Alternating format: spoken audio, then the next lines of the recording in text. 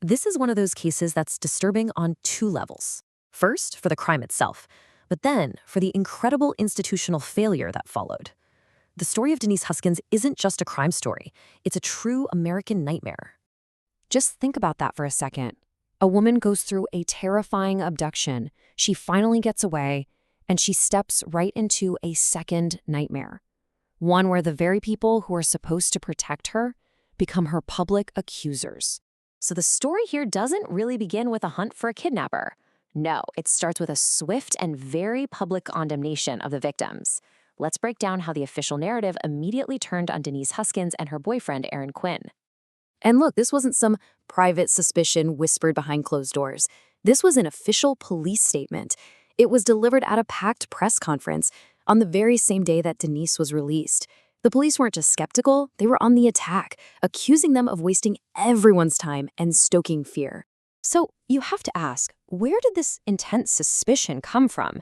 Well, unbelievably, it seems to have been shaped by popular culture. According to Huskins' lawyer, an FBI agent actually invoked the movie Gone Girl, the thriller about a faked kidnapping. A Hollywood movie plot became the filter for a real person's trauma.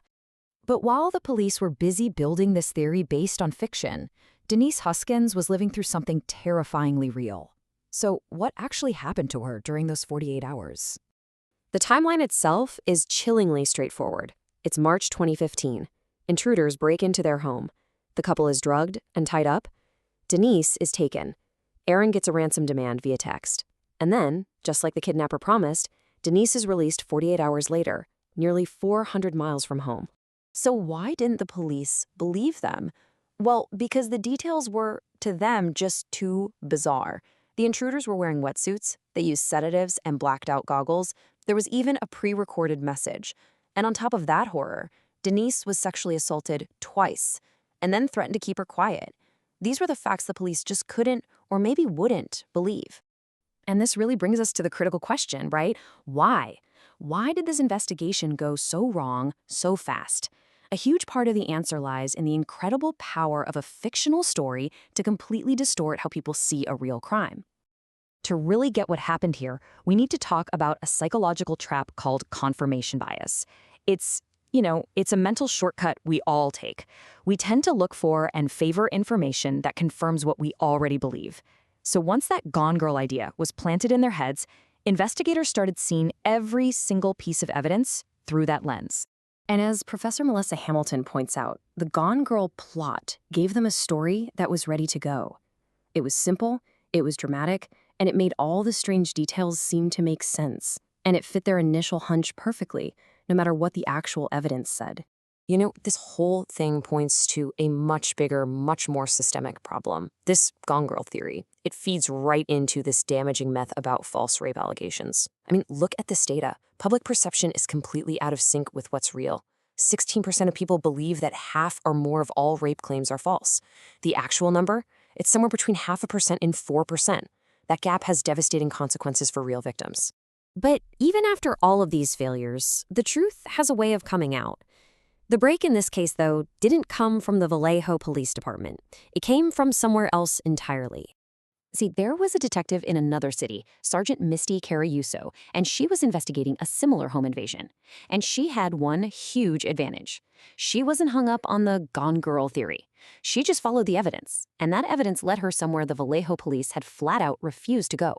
The trail pointed to one man, Matthew Muller, a former Marine, a Harvard-educated lawyer.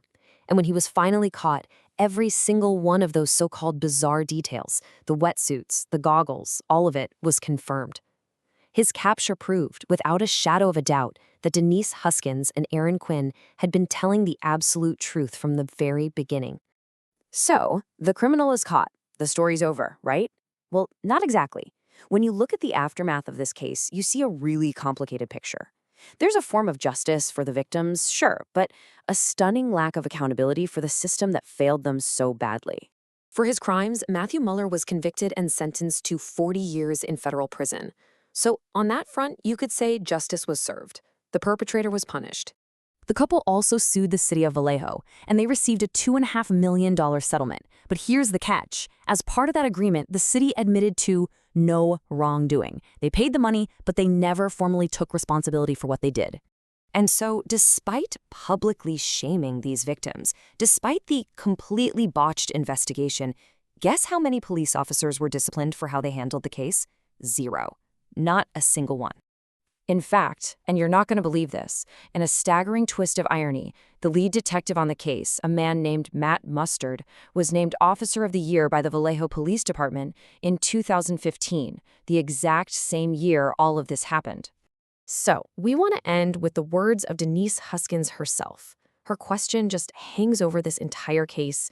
It's a question not just about her own terrible ordeal, but about a system that seemed wired for disbelief from the start. And it leaves all of us wondering, what does it take for a victim's truth to finally be enough?